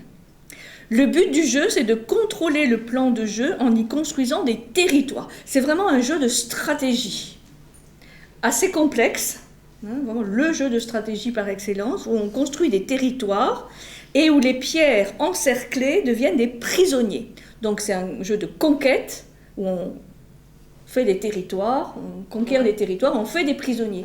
Et à la fin, on compte l'étendue des territoires et le nombre de prisonniers. Évidemment, celui qui gagne est celui qui a le plus de territoire et le plus de prisonniers. Donc, on dit que c'est le plus ancien jeu de stratégie connu. Hein, donc, antériorité, bon, c'est toujours très compliqué, hein, antériorité même sur le jeu d'échecs, qui aurait été conçu pendant la période des printemps et des automnes, qui est une période extrêmement troublée hein, dans l'histoire de la Chine. Donc une très grande popularité aujourd'hui, toujours en Chine, ça se pratique toujours, mais aussi dans tous les pays d'Extrême-Orient, en Corée, au Japon aussi. Alors, cette partie de Go, elle se déroule sur ce qu'on appelle un tablier, hein, c'est pas un échiquier, mais un tablier, sur lequel est tracé un quadrillage de 19 lignes horizontales, 19 lignes verticales, et qui détermine donc 19 fois 19, 361 intersections. Donc, vous voyez, c'est énorme. Là, c'est beaucoup plus vaste qu'un échiquier. Hein. 361 intersections. Et pour les débutants ou pour d'autres, cette taille de plateau est parfois réduite, soit à 13 x 13, soit à 9 x 9, pour jouer plus rapidement et pour se familiariser avec les règles du jeu. Donc, voilà. Je ne connais pas non plus que ça la pratique du jeu de Go. C'est assez, je crois que c'est assez compliqué. Donc là, vous avez par exemple des variantes de combinaison où on encercle. C'est vraiment un jeu de conquête territoriale. Qui met vraiment en travail la vision à long terme, la stratégie, l'anticipation. Pas violent que les échecs, parce que là on fait des prisonniers, dans l'autre on les... C'est moins violent, oui, peut-être. On ne tue pas le roi, mais on fait des prisonniers quand même. On fait des prisonniers. Bon, plus de détails, mais j'ai peur de dire des bêtises là maintenant. Donc le jeu de Go. J'ai un ami spécialiste du jeu de Go, il a même écrit un bouquin sur le jeu de Go, mais je ne me suis jamais plus intéressée que ça. En tout cas, c'est un jeu éminemment symbolique. Le jeu de dés. Alors le jeu de dés, c'est vraiment intéressant parce qu'il faut savoir que les dés auxquels on est habitué aujourd'hui n'ont pas toujours été comme ça. Nous, on connaît des dés cubiques, avec 6 numéros, de 1 à 6, et la somme des faces opposées fait combien? 7. C'est ça, hein? 7. Merci. C'est bien ça. Oui, vous verrez. Oui. Et ça, cette forme donc cubique,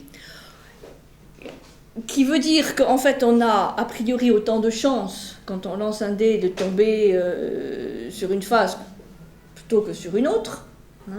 Cette forme-là, avec cette numérotation, elle date de 1400 avant Jésus-Christ. Donc elle est très ancienne, mais le jeu de dés est connu encore avant. Mais là, cette fois, avec des formes tout à fait irrégulières. Des formes d'animaux même, des formes presque d'osselets. Vous savez que le jeu d'osselets est un jeu aussi très très ancien. Je n'ai pas toutes les formes, mais... et là, on dit, initialement fait de végétaux ou d'os d'animaux, ils avaient des formes très variées, et on dit que c'est au cours de la guerre de Troie, c'est une hypothèse, que c'est au cours de la guerre de Troie, quand il y avait les combattants grecs qui s'ennuyaient, puisque Achille était toujours en colère et tout ça, eh bien ils auraient inventé ce jeu de dés pour quelque part passer le temps. Bon, il y a d'autres hypothèses un peu plus sérieuses peut-être, mais là, le jeu de dés, donc soit dans sa forme archaïque, soit dans sa forme plus cubique, donc en forme de croix, puisqu'un cube, si on ouvre un cube, ça fait une croix,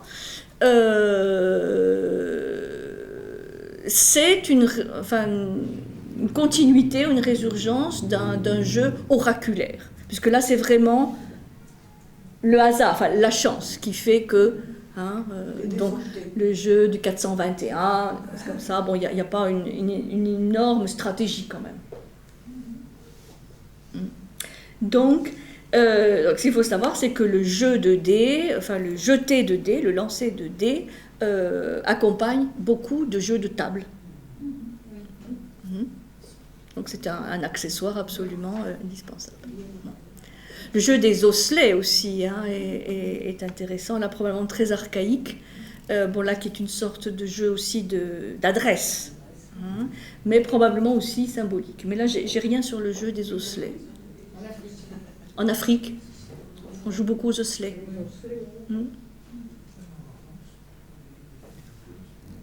Oui, je me rappelle, on jouait aux osselets, ça a dû se perdre. Aux osselets, oui. Bon, c'est un jeu plutôt d'adresse. Mais... Alors, venons-en maintenant au classique des classiques.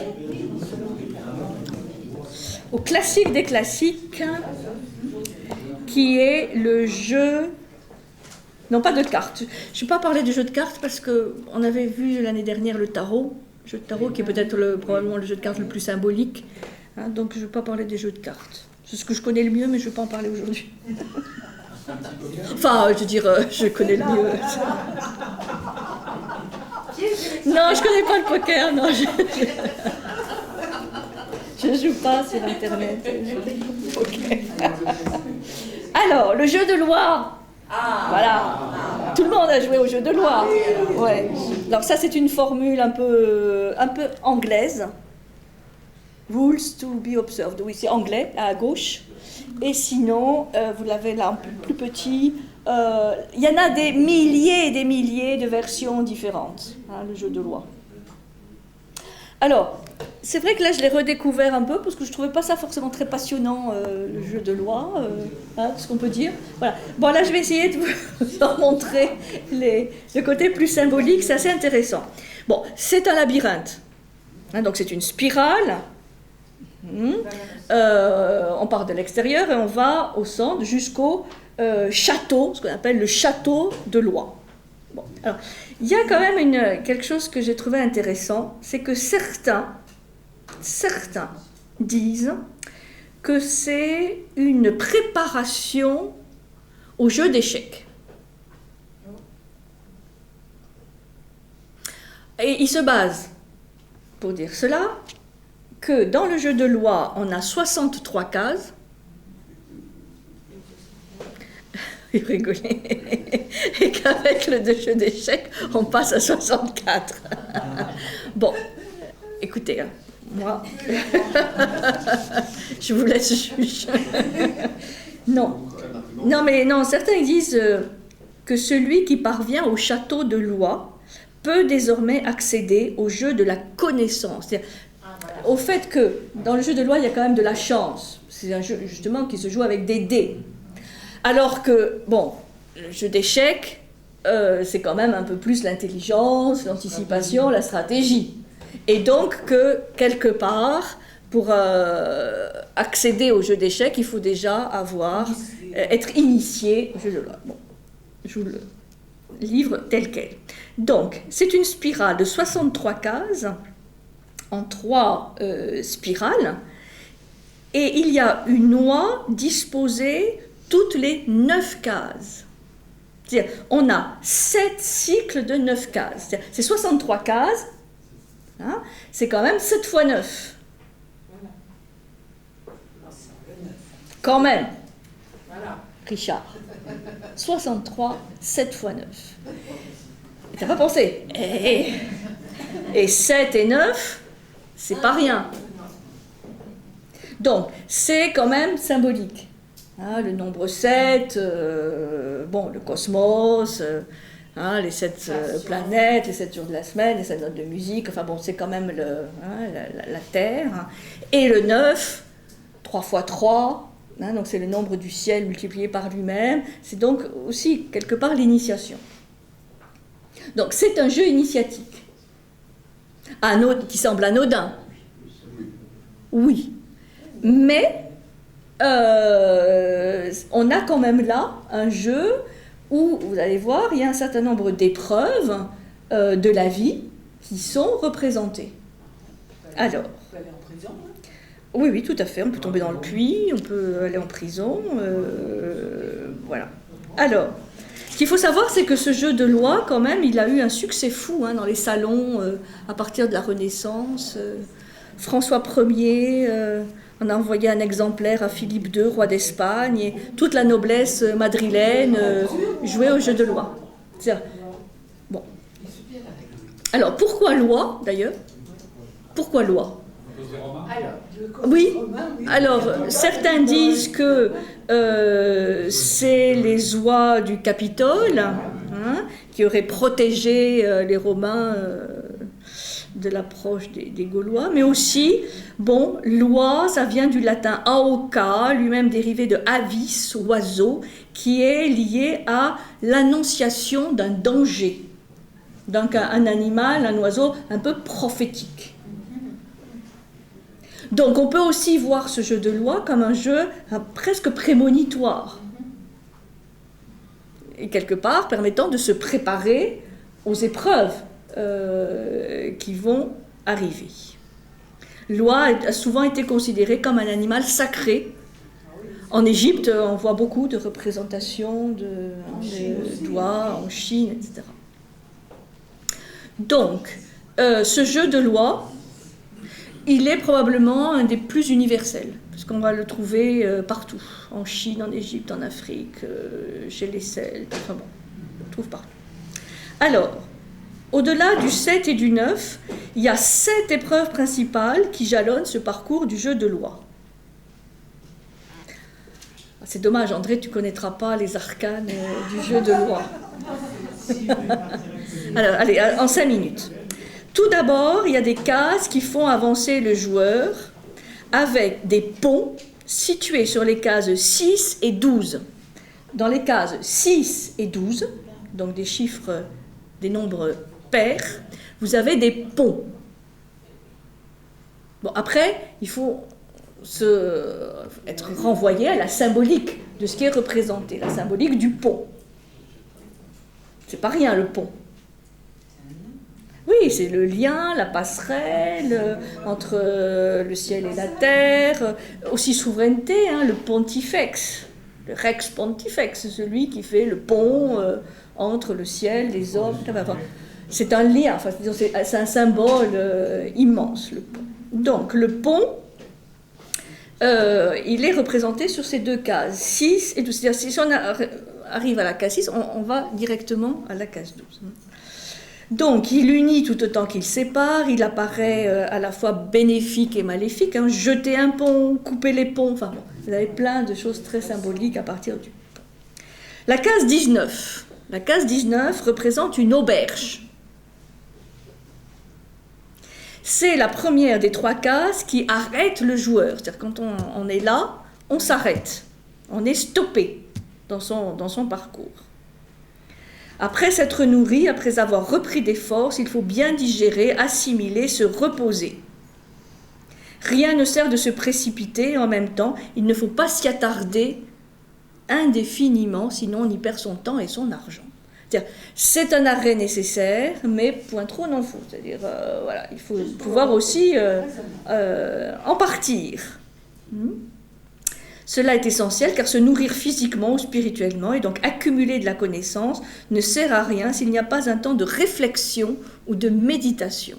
Donc l'arrêt n'est pas forcément négatif. C'est pas une punition, un châtiment. Ça c'est le côté un peu symbolique où rien n'est totalement ni bon ni mauvais, il n'y a pas d'absolu. Parvenir à la case 31, c'est parvenir à mi-parcours du jeu. Et là, c'est le puits. Le risque de tomber dans le puits, c'est la 2e case qui arrête le joueur. Alors, le puits, bon, symbolique du puits. Alors, le puits, c'est ce qu'apporte l'eau. C'est aussi le fait d'aller dans des mondes inconnus, invisibles, souterrains, mystérieux. Hein? Si.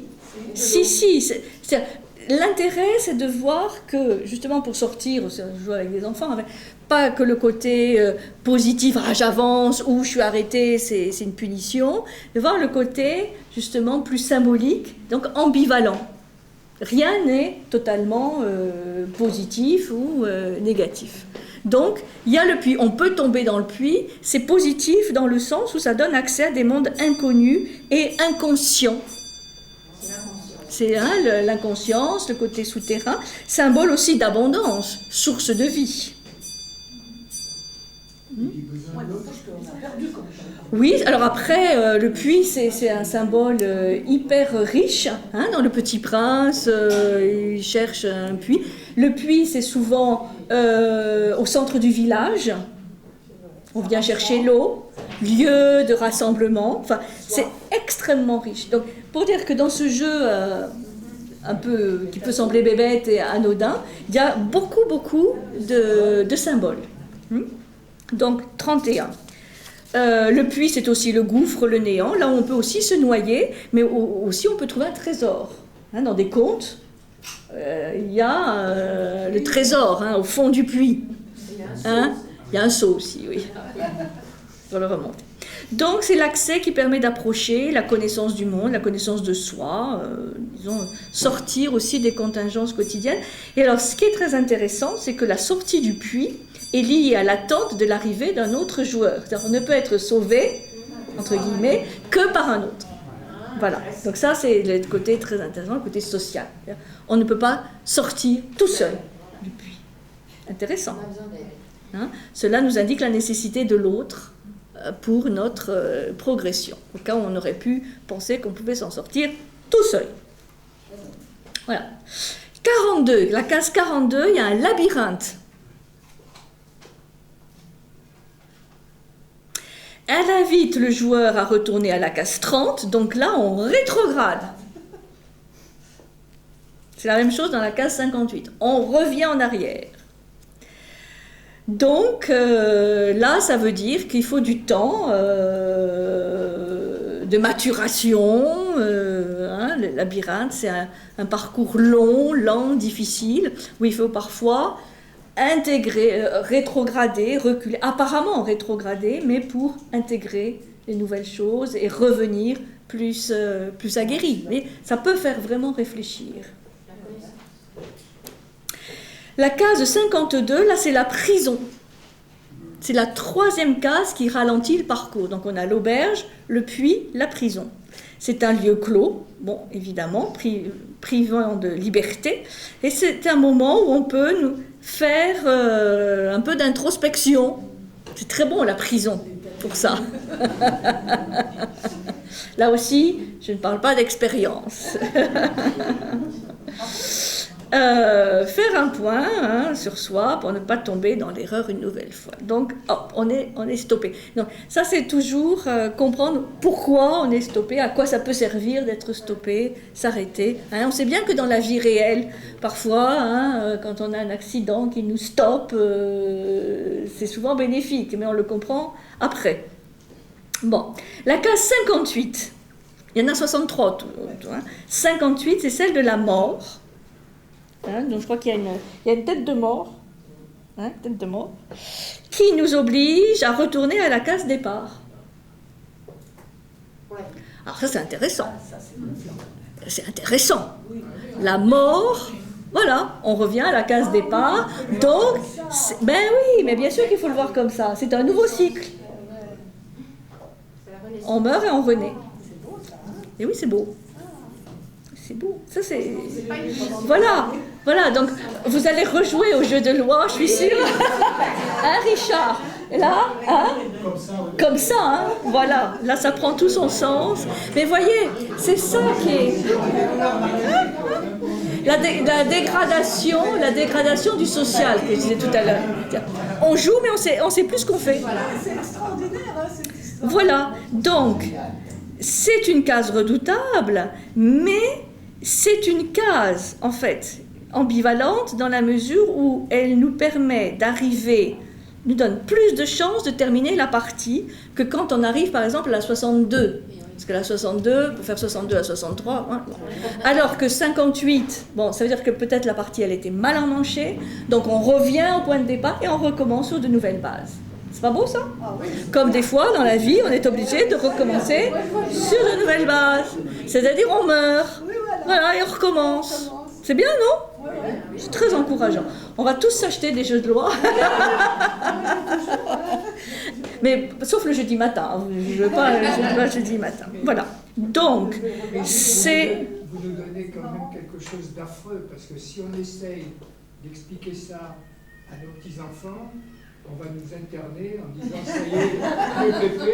Oui, mais justement, dans la prison, tu vas réfléchir. Bon, après, c'est à chacun de faire ça avec l'intelligence, le doigté, souplesse, ou faire deviner aussi. Parce qu'on n'est pas obligé d'expliquer tout ça. L'enfant, il a déjà tout compris. Là, il ne faut pas se faire de soucis. Je me rappellerai toujours des animations que je faisais il y a très longtemps pour des enfants avec l'Égypte, avec des montages, des photos sur l'Égypte ancienne. Je vous assure qu'ils avaient tout pigé. Mais vraiment. Très, très intuitif. En plus, il y a une fascination des enfants pour l'Égypte. Et eux, ils ne demandaient pas « Et pourquoi les dieux, ils ont des têtes d'animaux Et pourquoi ils... » Voilà, non. Non, non. Ils sont proches de tout ça. Ils sont proches de tout ça. Donc par rapport à la symbolique, il faut leur faire confiance. Alors, voilà. Donc c'est la migration aussi. Hein. L'oie est un oiseau migrateur quand même. Aussi. Donc c'est le cycle, la migration, l'avancée, et puis c'est la vie, quoi. C'est le jeu de la vie. Tu disais, est-ce que la vie est un jeu? Voilà. Le jeu de l'oie, c'est le jeu de l'initiation, de la vie, les différentes étapes, les péripéties, les moments où il faut reculer. Et si on ne comprend pas pourquoi on recule, on le vit mal. Hein? Les moments où on dit, allez, on recommence tout. Voilà, super. Voilà. Donc, c'est un jeu vraiment intéressant à redécouvrir. Et vous avez des milliers de variantes locales, parce que ça, c'est un des jeux en France qui a été adapté aux régions. Donc là, il y a les cases dont je vous ai parlé qui sont immuables. Hein, les oies, elles sont toujours placées au même endroit, l'auberge, le puits, la prison, tout ça. Mais pour le reste, c'est après des adaptations locales, des saisons, et tout ça, c'est magnifique. Et on peut faire même, je pense, il doit y avoir des collectionneurs de jeux de loi, parce que c'est très coloré, c'est très joli. Voilà. C'est sympa, hein? Merci. Voilà. Donc, en conclusion, le jeu, c'est sérieux. Et il faut jouer. Vous avez compris, hein, l'importance pour la socialisation et aussi ce jeu, après, pour les adultes, de liberté et de contrainte. Et ça c'est quand même la problématique humaine. Comment vivre en société avec des règles, avec des contraintes, et en même temps faire preuve de créativité. Et le jeu est là pour nous apporter des réponses, en fait. Choisir ses jeux. Oui, choisir ses jeux et nous apporter des pistes de réflexion. Parfois, on s'énerve en jouant. Ou l'autre nous énerve parce qu'il triche ou parce qu'il ne suit pas les règles, et we gagne toujours. Oui, vous avez. Mais il faut se prendre au jeu, comme on dit, c'est rigolo. C'est rigolo. Il y a ceux qui aiment gagner, il y a ceux qui s'en fichent, il y a ceux qui n'aiment pas perdre. C'est très révélateur. Donc c'est comme le masque, c'est extrêmement révélateur. Et c'est pour ça que le jeu de société est si important. Mais physique, quoi. Être ensemble dans une même pièce, parce que c'est là où ça se joue. Là, il y a vraiment un dévoiement avec le fait de jouer sur tablette ou autre. On dit pousse. Je joue plus. Ou certains disent, allez, je joue mon joker, allez, je passe. C'est-à-dire, je me retire du jeu. Ce qui veut bien dire que c'est un truc sérieux. Bien sûr. On y met de soi. Hein. Et on sent les cartes.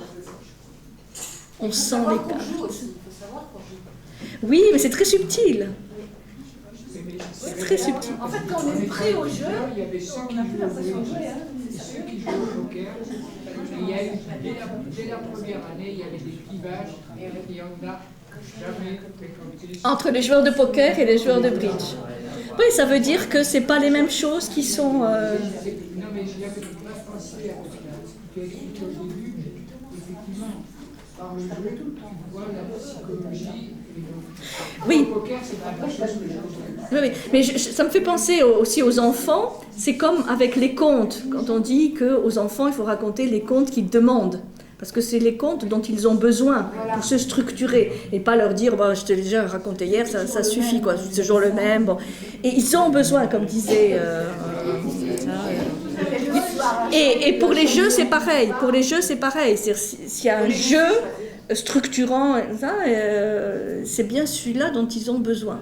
Et ça, c'est par exemple intégré dans la pédagogie Montessori, où on n'impose jamais une activité à un enfant, c'est lui qui choisit.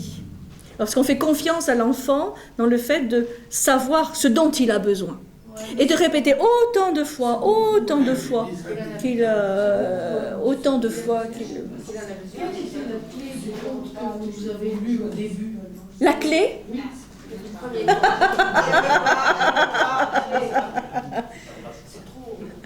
Il y en a plein. Oui. Donc quoi? Non, on peut le voir de différentes... L'origine divine du jeu, puisque c'est des immortels qui jouaient. Donc, il y a l'espace-temps là qui est complètement dilaté, puisque c'est la même personne qui se retrouve plusieurs siècles après. Enfin, donc il y a plein d'interprétations possibles, une transgression de l'espace-temps ordinaire, l'origine divine du jeu, plein de choses. Est-ce que c'est parce que s'ennuyait qu'il a créé l'homme? Est-ce que c'est encore... Mais oui, ça c'est la grande question. Pourquoi les dieux ont créé l'univers? Peut-être ils s'ennuyaient. La roulette russe. C'est pas mal. T'as gagné beaucoup d'argent avec? Il a encore pas La roulette russe. T'as vu le film d'hier? Non. C'est terrible quand il devient addict. C'est un jeu, la drogue, il devient addict et il joue à la mort. Il y a simplement un passage qui est très célèbre du Mahabharata.